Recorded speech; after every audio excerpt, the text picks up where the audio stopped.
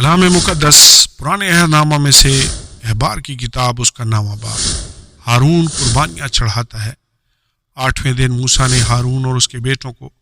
اور بنی اسرائیل کے بزرگوں کو بلایا اور ہارون سے کہا کہ خطا کی قربانی کے لیے ایک بے عیب بچڑا اور سوختنی قربانی کے لیے ایک بے عیب مینڈا تو اپنے واسطے لے اور ان کو خداوند کے حضور گزران، اور بنی اسرائیل سے کہہ کہ تم خطا کی قربانی کے لیے ایک بکرا اور سوختنی قربانی کے لیے ایک بچڑا اور ایک برا جو یکسالہ اور بے عیب ہوں لو،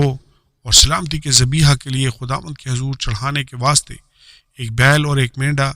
اور تیل ملی ہوئی نذر کی قربانی بھی لو، کیونکہ آج خداوند تم پر ظاہر ہوگا۔ اور وہ جو کچھ موسیٰ نے حکم کیا تھا سب خیمہ اجتماع کے سامنے لے آئے،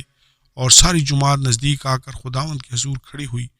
موسیٰ نے کہا، یہ وہ کام ہے جس کی بابت خداوند نے حکم دیا ہے کہ تم اسے کرو، اور خداوند کا جلال تم پر ظاہر ہوگا۔ اور موسیٰ نے ہارون سے کہا کہ مذبح کے نزدیک جا اور اپنی خطا کی قربانی اور اپنی سوختنی قربانی گزران، اور اپنے لیے اور قوم کے لیے کفارہ دے، اور جماعت کے چڑھاوے کو گزران اور ان کے لیے کفارہ دے، جیسا خداوند نے حکم کیا ہے۔ سو ہارون نے مذبح کے پاس جا کر اس بچڑے کو جو اس کی خطا کی قربانی کے لیے تھا ذبح کیا، اور ہارون کے بیٹے خون کو اس کے پاس لے گئے، اور اس نے اپنی انگلی اس میں ڈبو کر اسے مذبح کے سینگوں پر لگایا، اور باقی خون مذبح کے پایا پر انڈیل دیا۔ لیکن خطا کی قربانی کی چربی اور گردوں اور جگر پر کی جھلی کو اس نے مذبح پر جلایا، جیسا خداوند نے موسیٰ کو حکم کیا تھا، اور گوشت اور کھال کو لشکرگاہ کے باہر آگ میں جلایا۔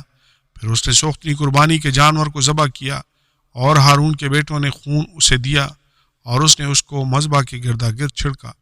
اور سوختنی قربانی کو ایک ایک ٹکڑا کر کے سر سمیت اس کو دیا، اور اس نے انہیں مذبح پر جلایا۔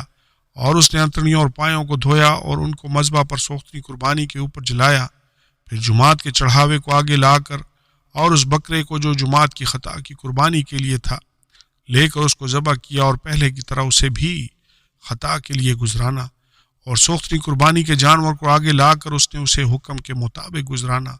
پھر نذر کی قربانی کو آگے لایا، اور اس میں سے ایک مٹھی لے کر صبح کی سوختنی قربانی کے علاوہ اسے جلایا،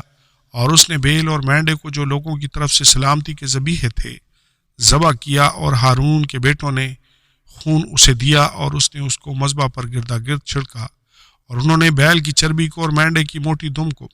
اور اس چربی کو جس سے انتڑیاں ڈھکی رہتی ہیں اور دونوں گردے اور جگر پر کی جھلی کو بھی اسے دیا، اور چربی سینوں پر دھر دی۔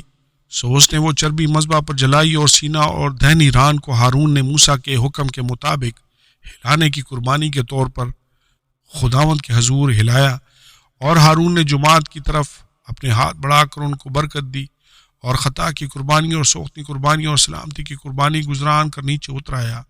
اور موسیٰ اور ہارون خیمہ اجتماع میں داخل ہوئے